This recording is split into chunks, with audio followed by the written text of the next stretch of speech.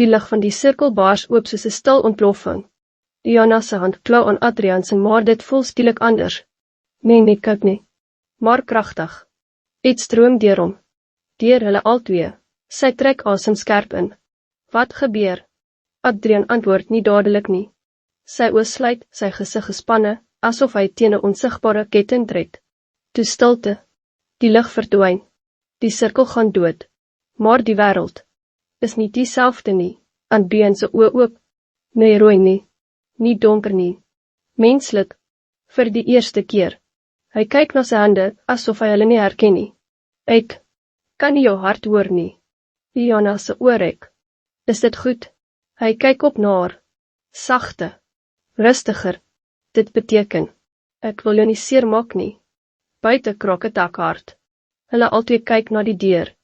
Stel dieselfde skadu, maar nou nader, skerper. Jy het dit gedoen? Jy het jouself gebreek. Adrian se gesig verhard weer, maar anders as tevore. Minder dier. Meer min. Of myself teruggekry, sê hy. Die deur begin stadig oopgaan. Sonder dat iemand dit raak. Die mis rol in. En hierdie keer is hy nie alleen nie.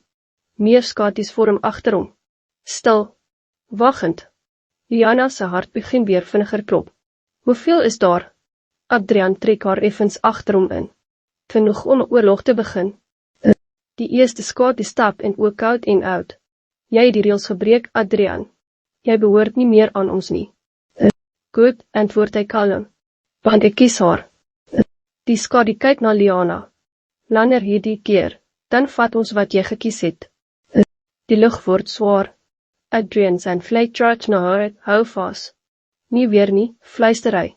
Die eerste aanval kom soos weerlig. En hierdie keer, veg hy nie as 'n monster nie, maar as iemand wat iets het om te verloor.